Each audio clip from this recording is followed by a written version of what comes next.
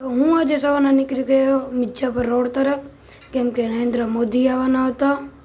પછી હું એક્સરસાઇઝમાં રાખીને હું ચડી ગયો બસમાં. પછી બસમાંથી અમે પહોંચી ગયા ફાઇનલી મિર્જાપર રોડ.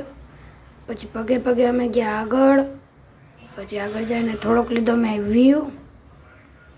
પછી થોડોક પોસ્ટરનો વ્યૂ લઈ લીધો થોડોક. પછી અમે પાછા ગયા થોડાક રોડની સાઈડમાં. પછી અમે ગયા ઉપર. પછી નરેન્દ્ર મોદી આવી ગયા હતા.